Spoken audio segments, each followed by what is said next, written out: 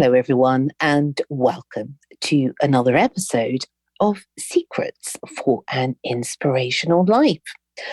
How are you all today? I hope that wherever you are, there is a little bit of sunshine, a little bit of happiness, and a little bit of mysticism.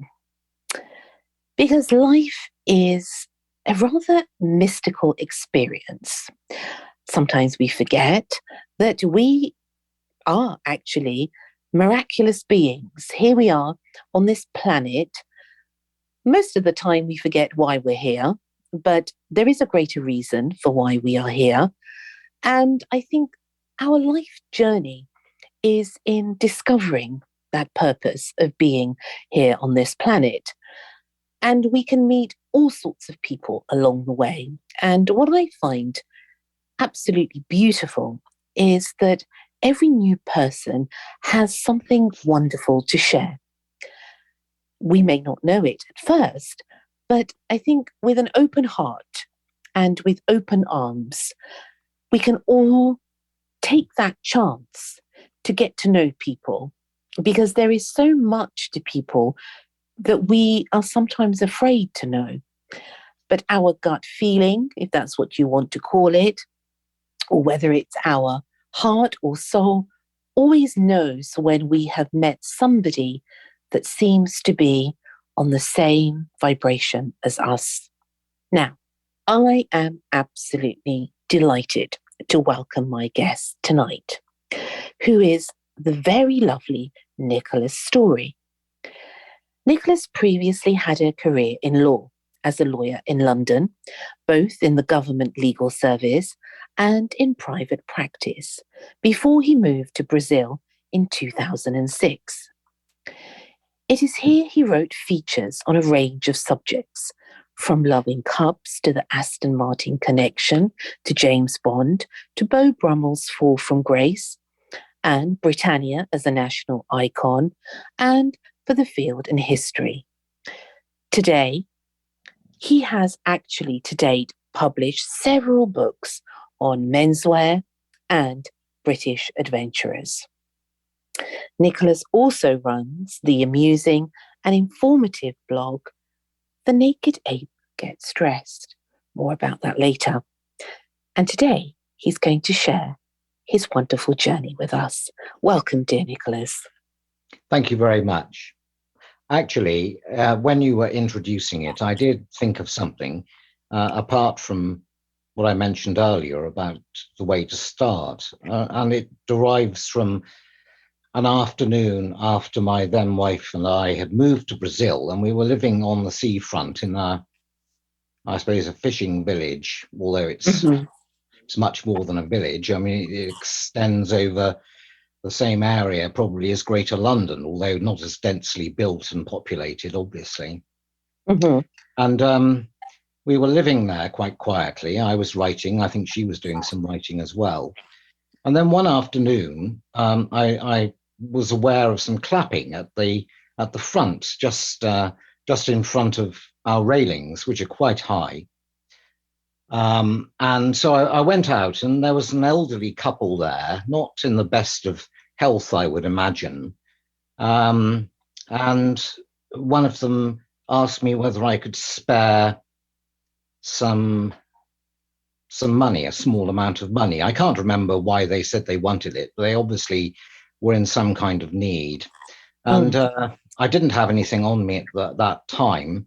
So I said, sorry, I didn't have any on me. And then I went back in the house, and pricked by my conscience, I went and searched around for some money, and went after them up the road, which meant unlocking the gate and seeing them, I suppose by this time, 30 yards away, something like that. Now, I should explain, on the other side of the road, there's just the beach and the sea. Nothing, no buildings at all. And all the houses along the front have high walls or railings and locked gates. I mean, everywhere, without exception. And a little further away from them on the far side was a block of flats. but they were nowhere near that. And I caught up with them, and I sort of, with some embarrassment, gave them the money and said good afternoon and turned to go back. And I got, I suppose, about halfway back to my house, and I suddenly had a feeling I should look after them, look back and see what was happening. And they'd completely vanished.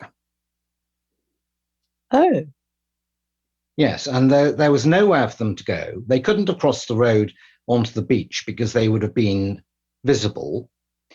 They couldn't have got into any of the properties along there. They hadn't reached the block of flats, which I suppose they might have gone into. They were nowhere near the next turning off that sea road, and they'd simply vanished. And I just remember thinking to myself at that time of that piece of scripture, "Be not forgetful to entertain strangers, for thereby some have entertained angels unawares." And I know it sounds a bizarre thing to say, but I don't have any rational explanation for where they went. I absolutely adore that saying, I have to say to you. Beautiful. I went, after I turned and I couldn't see them, I did actually go and try and find them. I went right the way up to the turning. They were nowhere to be seen. They had vanished. How extraordinary. And they didn't strike me as ethereal or otherworldly in any way. They just seemed like an old couple. But I don't have any explanation for that. I've had similar experiences before, one involving a man at a bus stop in distress over a lost daughter. But I can't really remember all the details of his tale, but he also kind of vanished. And well, I mean, so far as I know, I'm perfectly sane. Well, I mean, I always say to my friends, I'm treading that fine line every day, I have to say. I think we're all sort of, well, my friends always say, is it me? This is one of the favorite things that they say to me. They say, is it me? I said, possibly, but it's possibly me also. But do you not find that strange? And I will say to them, not really. No, I've heard too many things out there. And I think we're all trying somehow. This is my belief, Nicholas, in any case. We're all trying to keep on that line of sanity. Every single one of us in this world, I believe that. And it's trying to find that equilibrium in life, whatever that may be, whatever actions lead us to that equilibrium. I think that's the most important thing, not to go to the extreme of anything, but to find that middle road. Well, I think also modern life especially encourages us to be almost entirely rational and to disregard intuition and very true. Feelings about people, feelings about places. Places certainly have atmospheres. Yes, that's an interesting one. I don't know about yourself, Nicholas, but I always, wherever I go, wherever that may be in the world, it has to feel right. Whether that be a building, an abandoned building, a hotel, a house, and if it doesn't feel if the feeling isn't peaceful, I will actually move from there. Because that is a very good indicator for me, whether that place is going to be good for me or not good for me. Yes. Well, I don't think that's a very uncommon experience. I've come across lots of people who have found houses which, on the face of it, before they actually go inside them, they feel are ideal for them, but they go inside and there's something about them they don't like. Yes. Yeah. Absolutely. I have a friend actually who bought a house and they discovered 2 graves in the garden. And she didn't tell me this. 2 graves. She found 2 graves in the garden that had been covered up. They really liked the house, but and they went ahead with the sale and everything, and they bought the house and, exchanged contracts and are living there now. But once they started to renovate the house, they'd found these two graves in the garden. Human And brains. it seems, yes, it seems. And I didn't like the house. So when she was about to buy the house, I said to her, I don't like this house. It's very strange. And she said, why do you say that? I said, I don't know. It feels very strange to me. Mm-hmm, mm-hmm.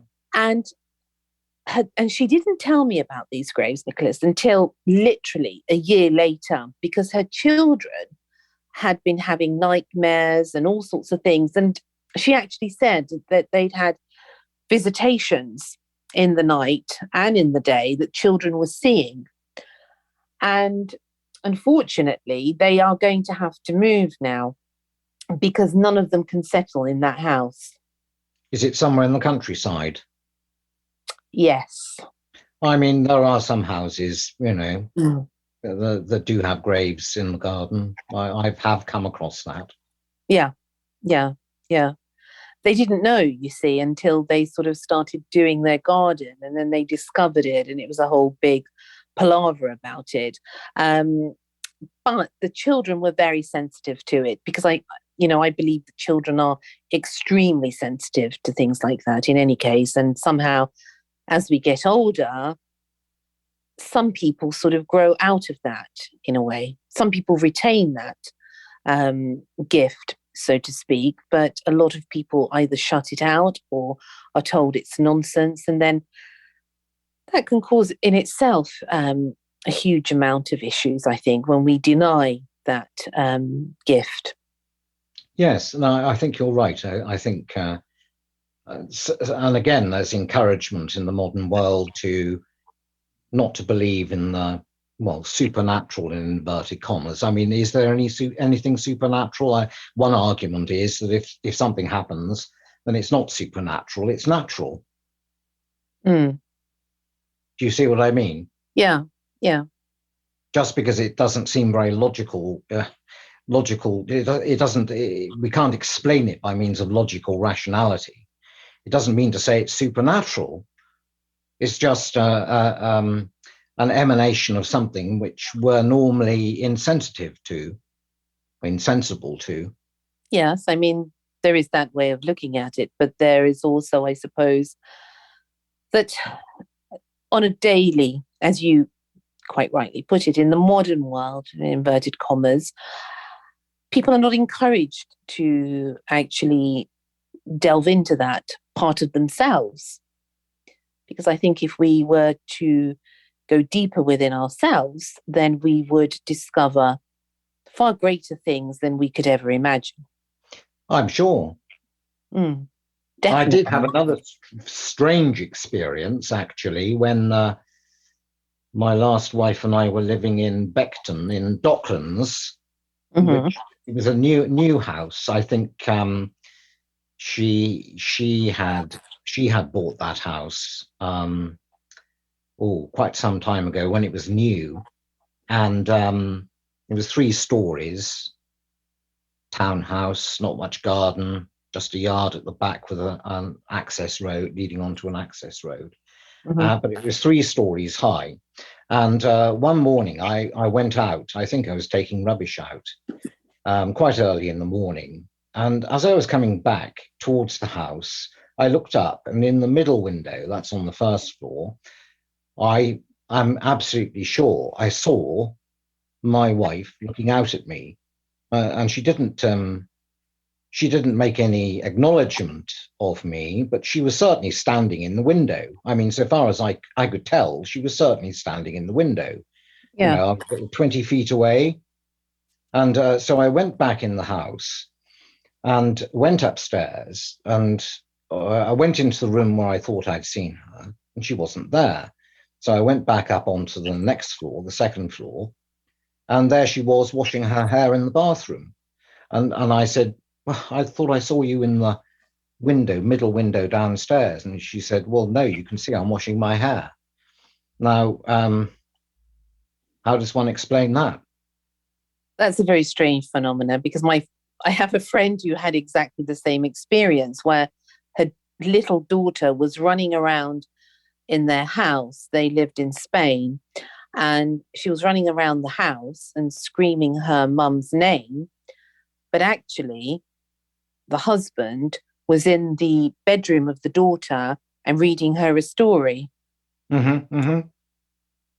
And that was very strange to hear. And we could never work out what on earth that was about. And Well, we decided not to. well, yes. I mean, we didn't stay in that house, and in fact, although she bought it a long time before, other members of her family were living in it, and Mm-hmm.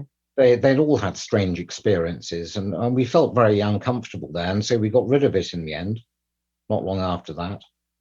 But I mean, who knows what had happened on that space, in the past? You know, Docklands, and I don't know.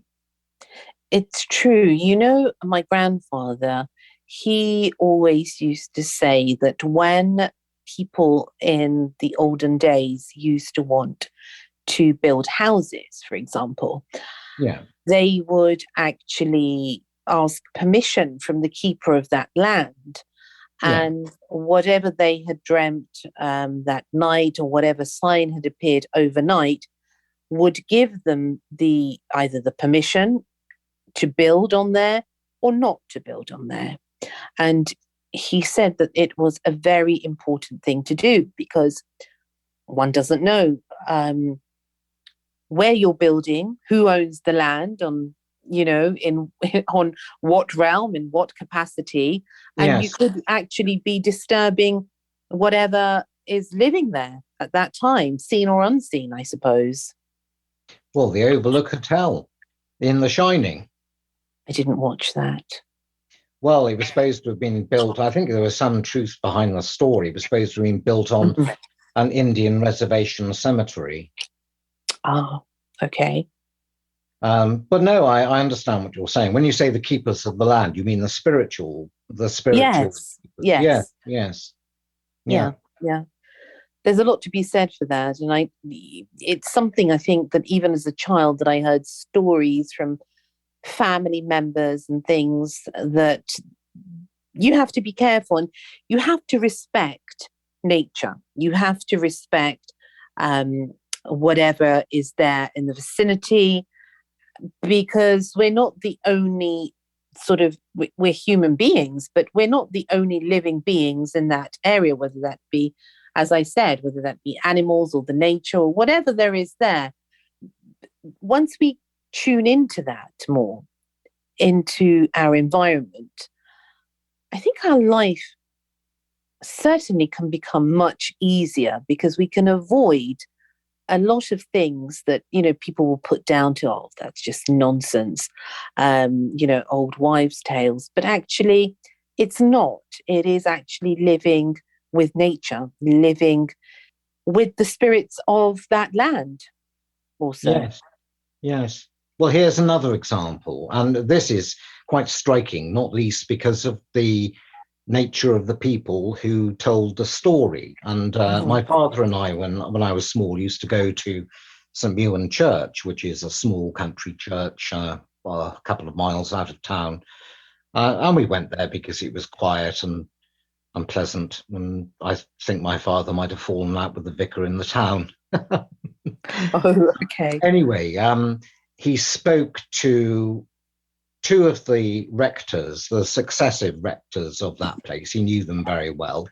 And the first one mentioned that there was an apparition in the drawing room of the rectory of a child, a weeping child, crossing the floor and disappearing. And I can't remember whether it was into a wall or into a doorway. Now, okay, well, there's a priest telling somebody about this. Okay, Mm-hmm. not somebody who's likely to make it up, not somebody who's likely to be seeing visions, but that was all compounded by the fact that the next rector told the same story. So, I mean, these might have just been, I suppose some explanation might be that they're photographic impressions on the atmosphere. Well, Mm-hmm. that's one version I've heard, but I don't know. I'm not convinced of that. I just don't know. Who does know? But so far as other dimensional apparitions are concerned, which I suppose it must be, mustn't it? It must be something. It must be something that's slipping through from another dimension, mustn't it? I believe so. Yeah. Yeah. And yes, I've never seen anything myself. Not a ghost. I'm not even sure if ghost is the right name for it. Well, no. I mean, it's just a general. Yeah. Yeah. People refer to it like that, but it is a mystical world indeed. And we can't for one moment think that we are the only creation. There are so many different things out there that are absolutely unexplainable. Yes. And I think more now, Nicholas, I don't know what you think about this, but people seem to be more open to that now, to the possibility that there are other things out there and that we're not alone in this universe.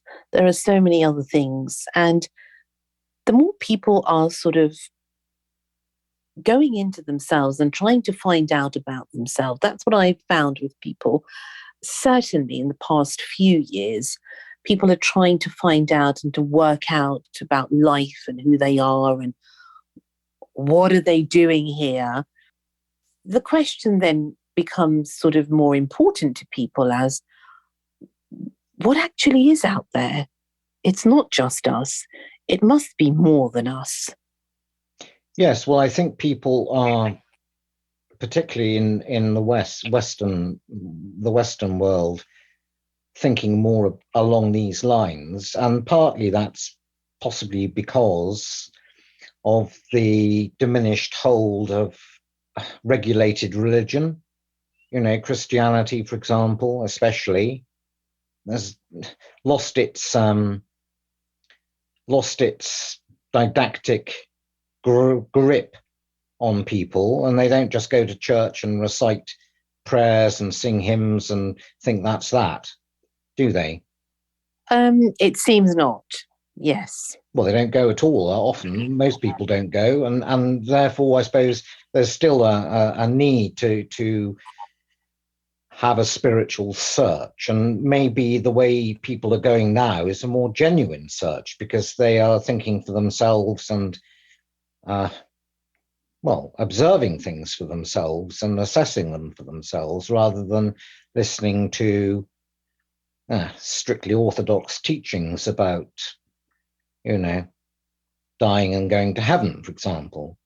When people are faced with their own mortality, I think this is a huge wake-up call.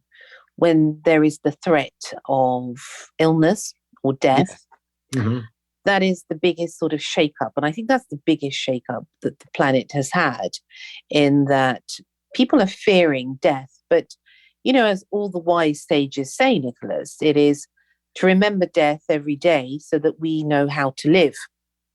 Of course. And this is one of the things that people are greatly afraid of.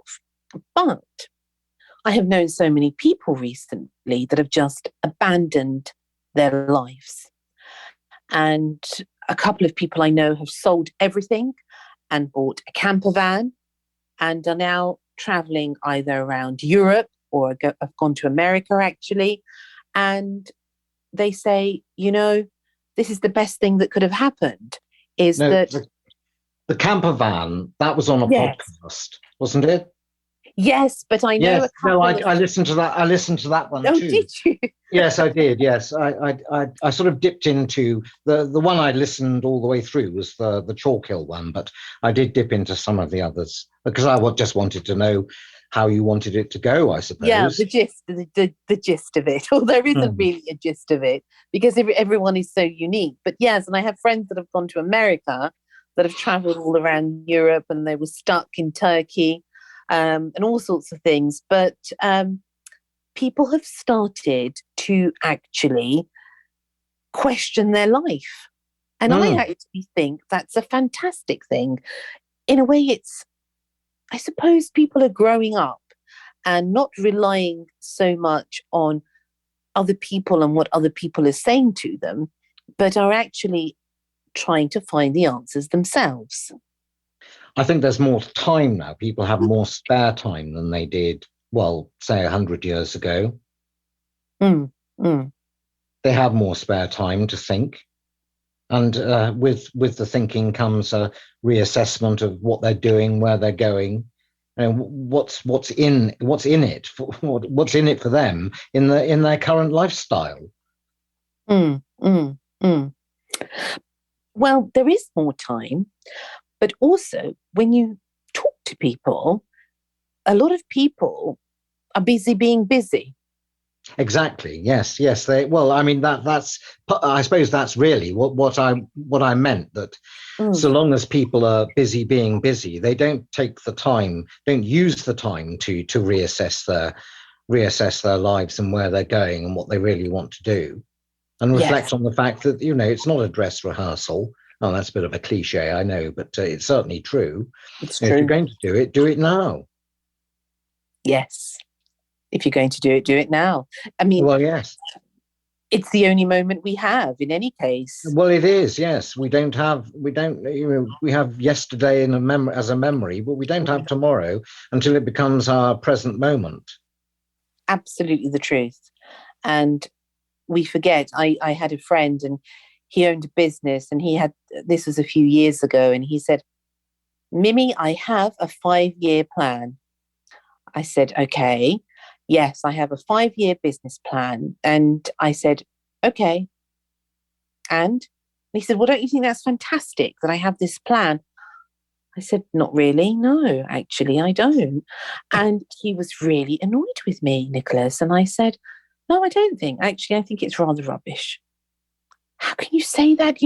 I spent time with my accountant and I don't know who else Yeah. with, and my lawyers and this and this and this. And I said, right. I said, let's see what happens in 5 years and we'll have this conversation again. And within 2 years, he'd split up from his wife. He'd lost one of the businesses, and bang went his 5-year plan. And I didn't want to sort of, say to him, well, I told you so. That wasn't really polite, but we did meet, and I said, and so what happened to the plan? He said, it didn't really work, did it? And I said, no, not really. I said, so what are you going to do now? He said, I'm retiring to France. He said, just forget it. He said, no plans, nothing. Yeah. I'm going to live for the moment. Yeah. So, and good for him. And I think that's such an important thing to do. But it's such a difficult thing, Nicholas, for so many people to do, isn't it? Well, they're afraid. Mm. They're afraid of the unknown, afraid of taking a chance, afraid of abandoning apparent security. But I mean, you've just demonstrated you can't have security in the plan, can you? And the best laid plans of mice and men gang after glay. I mean, it's true. You can plan as much as you want, but you don't know whether you're going to live through the night. Absolutely. Well, I've known several people. Yeah. Couple this year have just dropped dead. I mean, they weren't any age; they were 60 something, and they just dropped dead. In this day and age, there's more and more people leaving the planet Yes. sooner than one would expect. Yes. For whatever reason. Yes. One doesn't know. But exactly. But it does bring to the forefront again of what you said. If you're going to do it, there's no time like the present. No. I keep reminding myself actually of, when you need to do something, Nicholas, and then you put it off until tomorrow and you think, oh, I'll do that tomorrow. And then tomorrow I regret it because I think I'm just can't do that now. For whatever reason, I wasn't in the mood or, it didn't. And then I regret it. And I always think to myself of that saying, don't put it off. Do it now while you can. And live your life while you can. We don't know what tomorrow brings, what's around the corner, what the world is going to bring. We could wake up tomorrow and it could be a completely different world.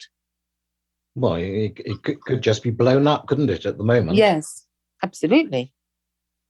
So, eat the chocolate ice cream, as they say, and eat the cake, um, Absolutely. and taste life. Don't save So, things for best. yes, yes, it's so true. Well, lots And of people used to do that, of course. yes, yes. Clothes, cutlery, crockery, all that kind of Mm, thing. mm. They come out and be used maybe a couple of times a year. And what's the point? You just don't know whether you're ever going to wear them again or use them again. Oh, alas, this is so true. We had a friend of ours, and he was a priest, and they always had crystal glasses and silverware and all sorts of beautiful things. And he always said this. He's passed on now, but he was beautiful, and so was his wife, has passed on now as well. And he said, Mimi, and he would invite us, and we would go and have wonderful meals, and it would always be pristine. And his wife had Parkinson's, she developed Parkinson's, but for her it was important. And she always said, I don't know if I'm going to see you next time, so I want to make that effort so that you can have this memory. Yes. So beautiful. Mm. The time that we spend with people, we should really, really be present with them. No, I agree with you. If every moment, I think, with those that we love, friends or family, whoever it may be, partners, I think we've become too sort of blasé about everything in, in many instances. But if we do really literally get the crystal glasses, they don't have to be crystal, but enjoy that moment, celebrate the moment that we are with those people. Well, I think people defer, and this goes back to what you were saying earlier. People defer thinking about death until they have no choice. Mm. Or think they have no choice. I mean, when none of us really has any choice in it, do we? We don't know how long the lease is. Yeah, how many breaths there are left, How indeed. many breaths there are left. Mm-hmm. How many tomorrows, if any. Yeah. And, yeah, but I think I remember seeing, I think it was on YouTube, a talk by, well, he was a neurosurgeon and a psychiatrist. So he covered both the physical aspects of the mind, the brain, Mm-hmm. and the psychological, psychiatric aspects of it. And the gist of what he was saying is that there are certain things about dying which science doesn't really explain. Now, I can't remember all the fine detail of it, but he said that certainly many scientists would agree that there is every reason to suppose that there is a distinction between the physical brain and the mind, or the soul, if you want to call it that. Um, and he wanted to write an article about this from the scientific point of view for a newspaper, one of the broadsheets, I don't know, Times, Telegraph, Guardian, something like that. And he Mm. approached them. And do you know what they said in No, a nutshell? what did Do you they know what they say? said? They said, we don't do death. Oh, I mean, that was his summary of what they said. right. They didn't want to do it because people don't want to read about these things. Well, that was the feeling. And yet, if you look at the newspapers, whichever they may be now, let's say 6 months ago, that's what it was about. Well, I mean, yeah. I suppose he meant they didn't want to write about they didn't want to write about they didn't want people to didn't think people would want to read uh, about the personal process for them of dying. Mm, I mean, mm. the news at the moment is full of other people dying, isn't it? But I think Yeah. what he intended was an article directed to each individual to consider their own mortality. And no newspapers wanted to publish it. They didn't want to do that. Yeah. No, Mm, mm. people don't want to consider their own. Although, I mean, at the end of the day, what are we on? We're not driving towards life, we're driving through it. We're actually on a death drive. Well, it depends. It depends how you look at life. And I suppose it depends on one's belief of, are you driving through life, through death, or are you driving towards eternity? Well, I meant mortally speaking. Yeah. That is to say, just the body. I mean, the body is going to die, isn't it? So that is a death drive. No, I agree with you. So far as the spiritual side is concerned, then there are all sorts of possibilities. I think, Nicholas, from my experience, is that, and things I've read and people I've met through life, and some very spiritual people and masters and such, is that the physical body is our vessel for our soul.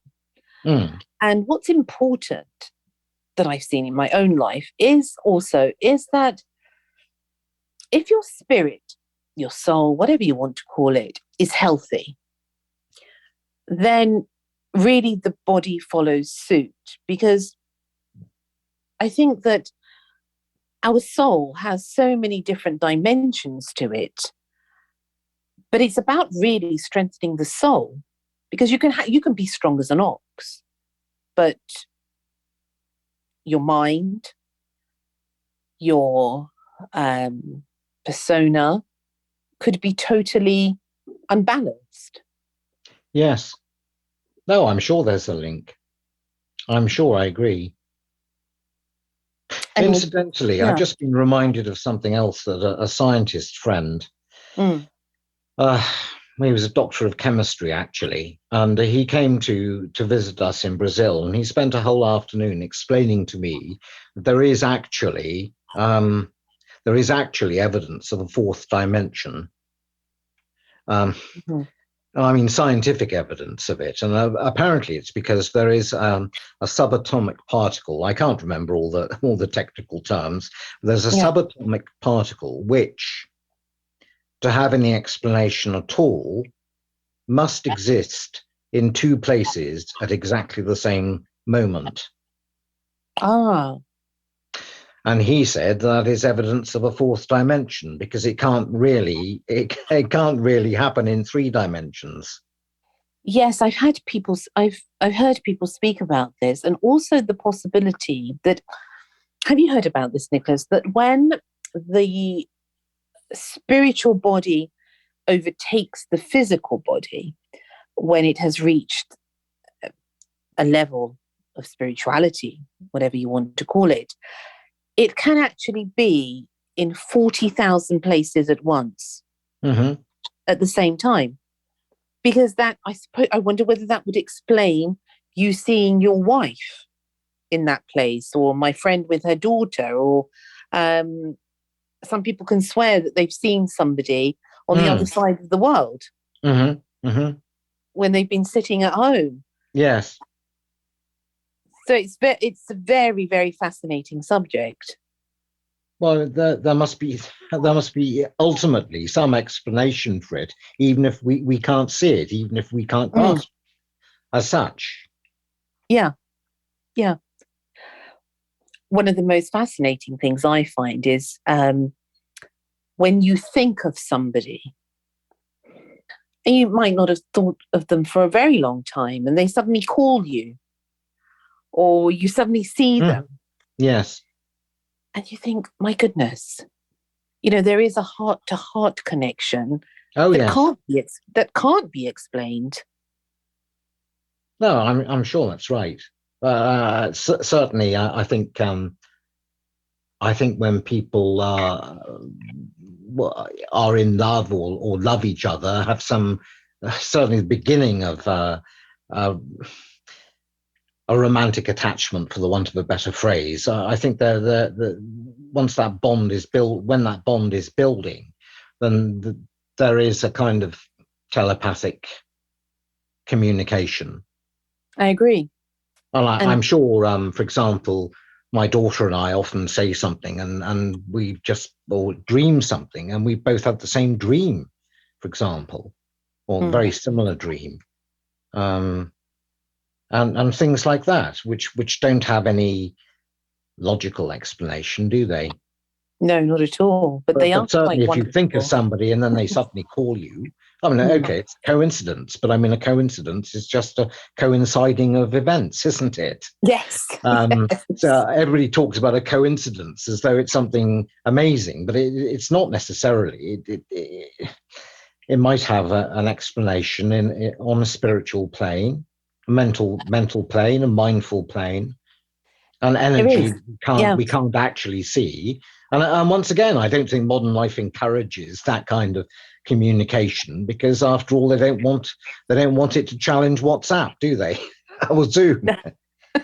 I'm being a little bit facetious there, but Yeah. no, I Yeah. think that there are ways of communicating with people. Mm. Yeah, telepathically. Definitely. And I don't believe in coincidences because I believe that everything and everyone we meet at exactly the right time. Hmm. And it's circled there for you. And I feel this, Nicholas, that when two people are supposed to meet in, as I said, in whatever capacity, whether they be friends or, potential partners or business, whatever it is, it doesn't matter, it's irrelevant. Somehow we must, I thought of this as a child, we must send out a signal to each other. I used to think something from our energy plane, from their energy plane, and it synchronizes at exactly the right moment. No, I agree with you. Also, sometimes first impressions of people can be misleading, I think, and it takes a while for the frequency to settle down, so you realise that they're actually okay. Do you understand what I'm saying? Yeah, yeah, I You, understand. you meet somebody and that you feel there's something jarring about them or something off-putting. It might just be shyness, of course, but Mm. eventually the frequencies settle down and you realise that they're okay. Yeah, it is about frequency. We the other day we had somebody come to have a look at an the satellite dishes that you Mm. can have that can sort of have all sorts of programs from all over the world. And the gentleman turned up, and for me, he looked a bit strange. And this is me. I look at their eyes and I look at people's shoes, and I think, yeah, Yes. you're okay. You're okay. My sister said that. I actually, she said eyes, hands, and shoes. Yeah. To Yeah. me, it's eyes and shoes, and Yes. that Yes. was it. I just look, Yeah. and people always laugh at me, and I just think, listen, I No, I, as soon I as think they, I don't think that's uncommon actually. yes. But eyes and shoes, that's it. I know who they are exactly. You don't need to Mm. explain anything. And I was leaving, and everything was locked around the house. The gates were locked and everything. And I thought, who is that? And I knew that they were supposed to be coming, but they said around 2 o'clock. And this Mm. was 12 o'clock. So I didn't even imagine it could be them. So, and I didn't expect two people. So anyway, he was leaning across the fence, and I thought, oh, I'm going to have to get out the car now and have a look. What is that now? And I'd already gone down the road. I came back. I said, can I help you? And he said to me, Nicholas, well, can I help you? And I thought, well, that's a bit rude. So I said, well, you're looking over my property. I'm not actually looking over yours. So who are you? And he said, well, who are you? So I don't like this person. I did think that. And his eyes were Mm. shifty. The shoes were definitely shifty. And my gut feeling said, Nicholas, whoever it is, have nothing to do with them. And then he said, oh, I'm the satellite man. I thought, oh, no. I said, oh, okay, all right. I said, well, you've gone into a bit of a gangster mode there. I said, I don't know what happened to you. They said, well, no. I thought, no, me and him are not going to get on. And afterwards we chatted, and his wife was with him, and we chatted, and we had quite an interesting talk, I have to say. But my gut feeling was saying, no, this is not the one. This is not the one for you. Get rid of him. Mhm. And I went against what my gut feeling said. And Mhm. he said, I'll contact you later. He didn't contact me later. And the next day I thought, should I contact him? And my gut feeling was saying, stay away, don't do this. And I contacted him and he said, oh, hello. Are you ringing about the satellite dish? I said, yes. He said, well, we don't really want the job. I said, oh, really? I said, why is that then? He said, because you told us that your friend was a cage fighter. I said, oh, okay. So we don't really want to get involved. I said, okay, that's absolutely fine. And I remember laughing to myself. And I put the phone down. I was really laughing to myself. And I thought, I knew they weren't the right people. That's what I thought. And I did. I was laughing and laughing. And I thought, you see, look at this. This is divine intervention. You see, Yes, Mimi, when you don't want to listen, you're just going to get a slap. So, yes, yes, yeah. so it's like mad moments like that, or people that you look. Sometimes I see people, Nicholas, and I don't know, it's rare though. I have to say it's rare. And all of a sudden they seem so familiar to me. So familiar. The face is familiar, and you feel a peace when you see them, and they're gone in an instant. They Yes. just pass by. Have you ever had that? Oh, yes, yes, Yeah. definitely. Mm, mm. Faces in the crowd, ships that pass in the night. Yes. Oh, yes, Yes. definitely, many times. Yeah. That's a wonderful moment when that happens, actually. It's reassuring in some odd way. Yeah. Actually, that is what it is. That's the word. It's reassuring, and somehow everything feels that it's fallen into place in that moment. Well, I absolutely, and I think a lot of people that one comes across that they're not on not everybody's on the same frequency, are they? I mean, they're just not. No, they're not.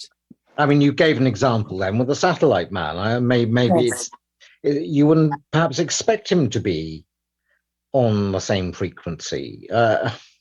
Would you expect him to be? Possibly not.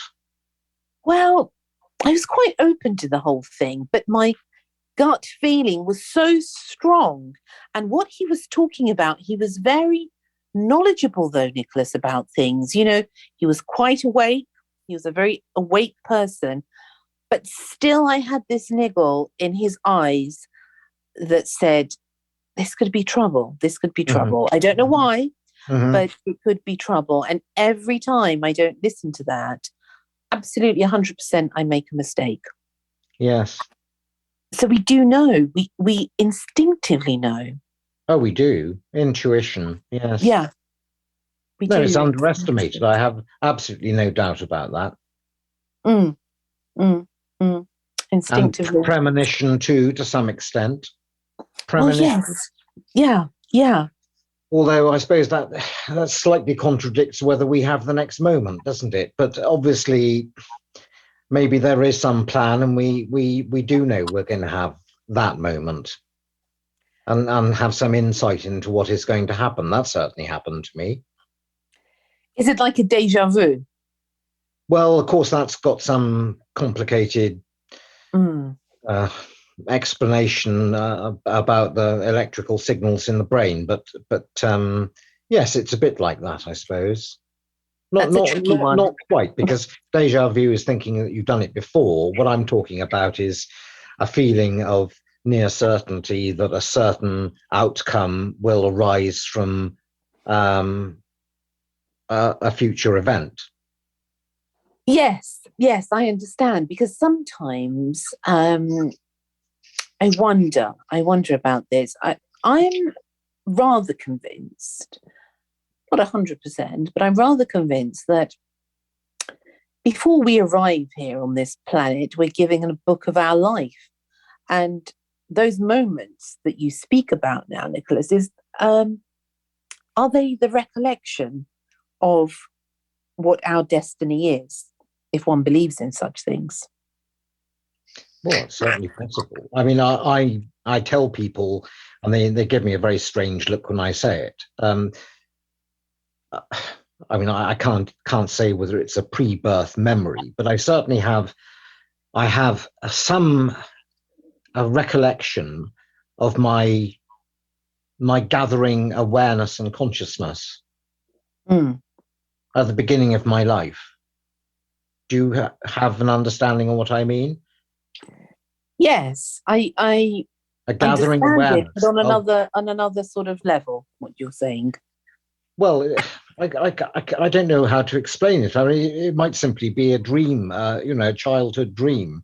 But I'm pretty sure that I have a recollection of my own gathering being, my own gathering awareness of consciousness. Mm. I've never come across anybody else who's had that, I have to say. Maybe they don't want to say. Well, do There are you have people it? well, do you mean, like, for example, there's two things going on here right now as you're telling me this. One of them is that I can sense that there is the soul before it comes to earth, Oh, yes. and it's meeting with other souls that it knows that it's going to come to earth and have a job with, so to speak, have a journey with. Yes.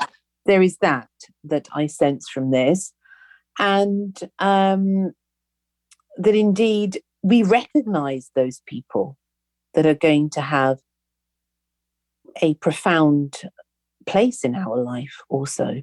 As soon as you, I suppose, is it, do we meet each other with our eyes, or do we meet each other with our souls? Well, I think with both. Mm. But I mean, you said eyes are important, the first thing, and I mean, they say eyes are the windows of the soul. To Mm. some extent, that seems to be true. You look into somebody's eyes and you think, I don't like the look of that.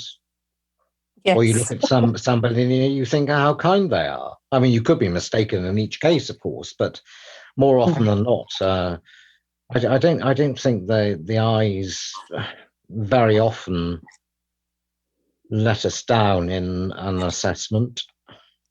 Yeah, yeah. Did you ever see that experiment where, I think it was on YouTube? Well, they've done many of these sort of social experiments, I think they are. But when they put two strangers in front of each other, and Mhm. all they're allowed to do is to look into each other's eyes. Have you seen that, Nicholas? No. Ah, take a look on YouTube. It's so interesting. People cry, people hug each other, complete strangers. And all they have to do is to look into each other's eyes, I think, for 5 or 10 minutes. Mhm. It's incredible. The show of love and compassion between people, it is absolutely beautiful. I will look for that. Yeah, have a look. Have a look at that, because it's astounding at how we recognize each other on another level completely. Yes, I'm sure. Mm, I'm sure definitely. we do. Yeah, yeah. And even this conversation, for example, that you and I are having, and people out there are going to be listening to, I'm sure it's going to resonate with people that are going to say, yes, Nicholas said this, or Mimi said this, and that's true. And it can be a reminder, a jolt in one's own being of something maybe that had been long forgotten. Yes, I'm sure. Wonderful. Actually, it's very, very wonderful. And I knew you were, I knew, I said this to you, this was going to be a very, very interesting conversation. See? Well, I've See, enjoyed it too. yes, I knew it. You see, there you go. It is a recognition on another level. This was going No, to I, be like this for sure. I didn't feel apprehensive or nervous about it. Oh, good. Whereas a few weeks ago, I was asked to St. Piran's Day, the Cornish saint, and there were various things in the town. And someone asked me to go and read some short stories of Cornish legends, and I didn't know where to go. It turned out they wanted me to sit on a school chair in the entrance hall of the market house opposite a cafe and sit there and read these stories. Well, I just wasn't. I sat down. I started to explain what I was going to do, and I mean, they were just interested in carrying on their conversations and drinking their coffee. And I thought, well, how do I get out of this? And I thought, well, I'll just move very slowly and walk towards the exit, which I did and escaped. Oh, you escaped?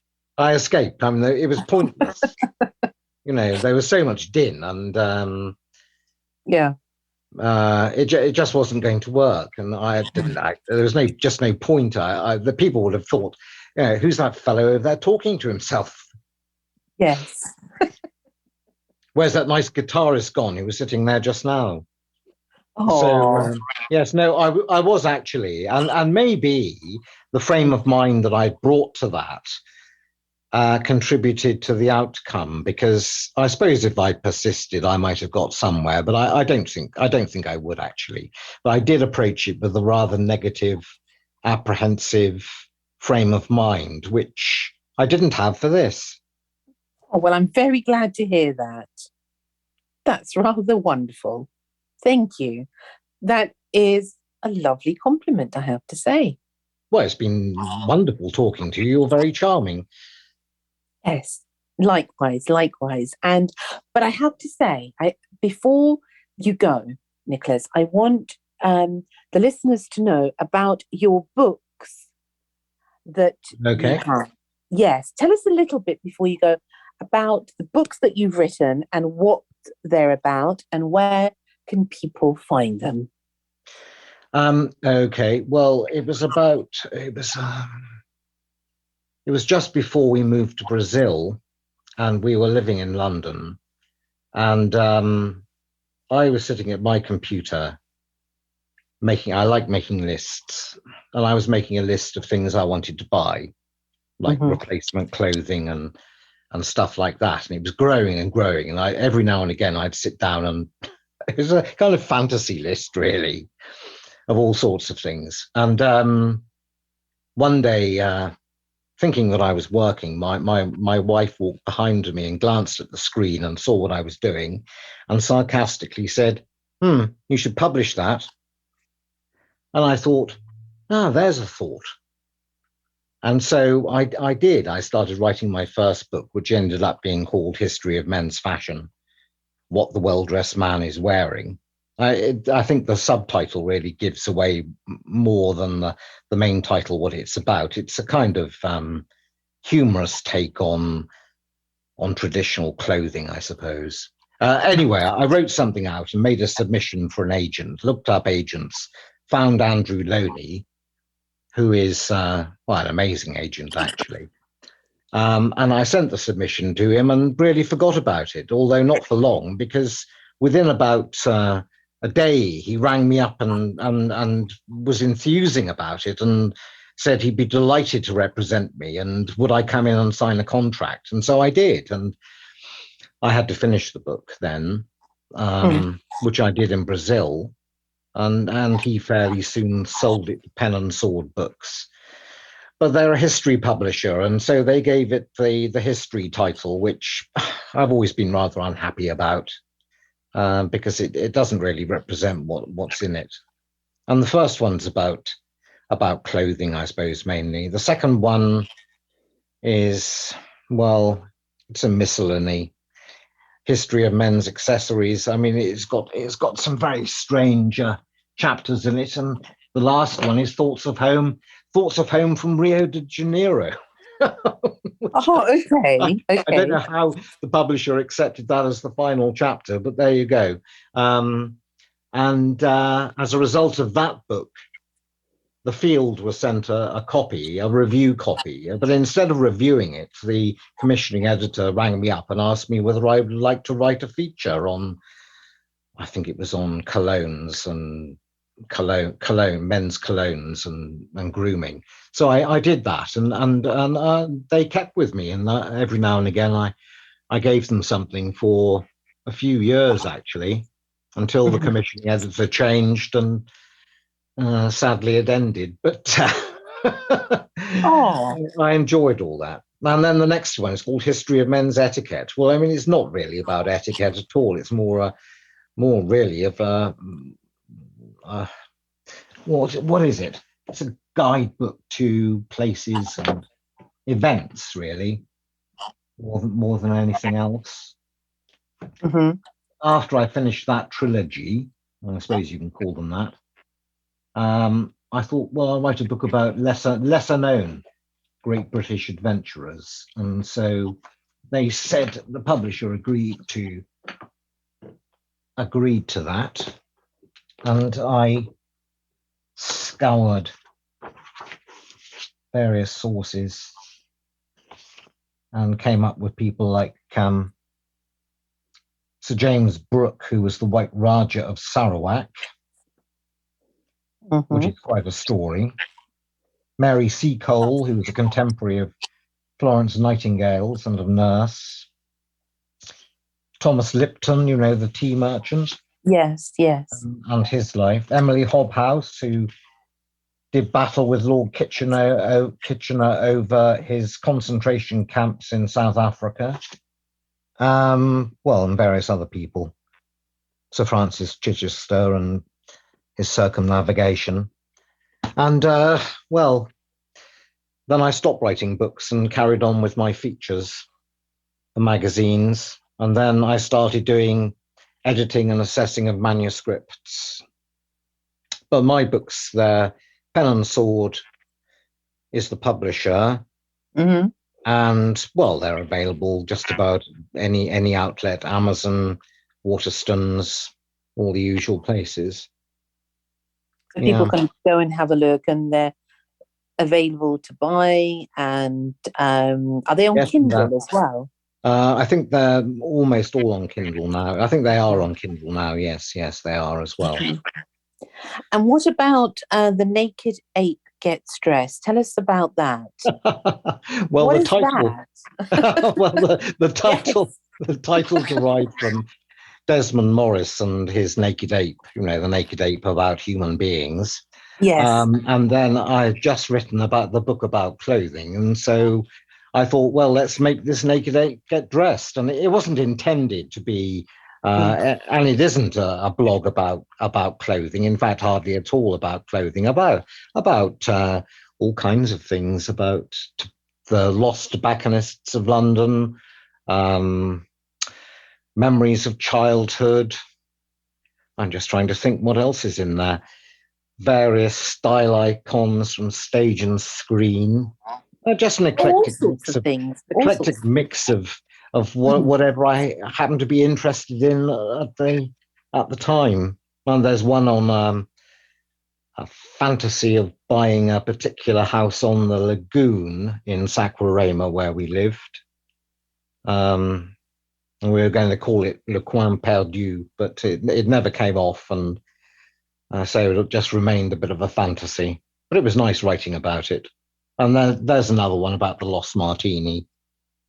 Oh, so when people want to go and read about it, do they just type in The Naked Ape Gets Dressed with your name? Naked Ape Gets Dressed blogspot.co.uk. Oh, okay. All right. Okay.